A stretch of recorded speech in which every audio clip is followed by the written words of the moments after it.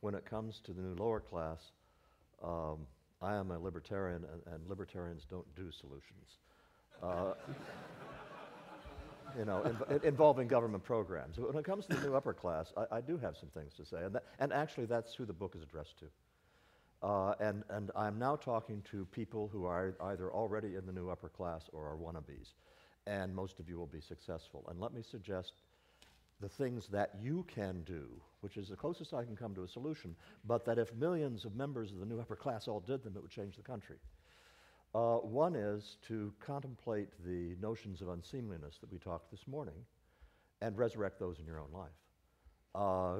The notion of unseemliness, that you do things because you are being obedient to the unenforceable, that there are standards of behavior that you simply not only will not engage in yourself, but you will look down, openly look down upon people who engage in unseemly behavior of the kinds we talked about this morning. But the more important issue has to do with how you live your lives, mostly based on where you choose to live. As those of you who have read my work know, I have for a long time made the argument that there are really only 4 domains within which human beings achieve deep, lasting satisfactions in life. And those are vocation, family,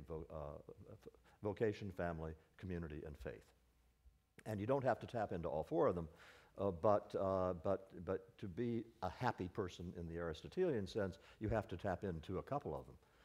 Well, you are all probably going to have vocations that you love. That's great. And most of you, I have a feeling, are going to do just fine in families. Faith, I will not talk about. I'll leave that up to you. But community is another dimension to life that if you move to Atherton or Portola Valley or to Scarsdale or the Upper East Side of New York or the North Shore of Chicago, you will be deliberately cutting yourself off from a great deal of texture in life.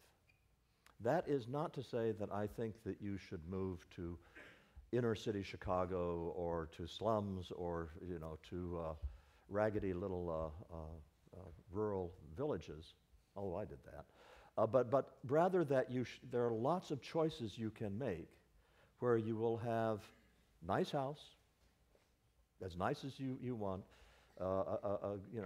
interesting places to go, but where you will be in a community that is much more diverse than you find in these bubbles, in these very exclusive, homogeneous enclaves that we have now.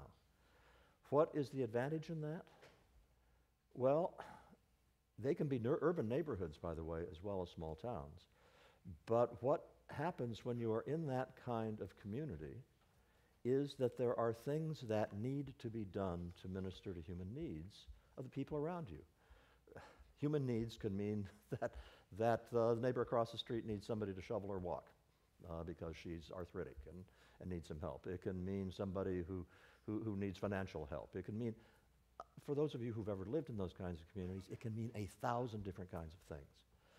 But what you are engaged in at that point is, to me, the solution to a country which is inherently going to be unequal in all kinds of ways involving money, and that is you are engaged in the process of building valued places that can be filled by people of a huge variety of abilities and incomes and the rest of it.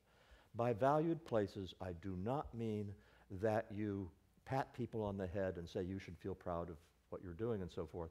I mean you really do value them for the role that they play in your life and the role they play in the community's life. And they understand that they are valued. They fill a niche.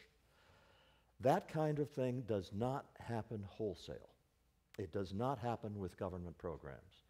On the contrary, I'm on the record as thinking that the government is culpable in many ways of destroying all of that. But never mind that for the time being.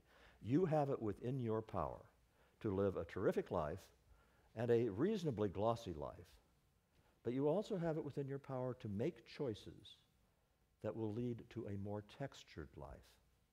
And the reason to do so is in your self-interest. It will be a more enriching life.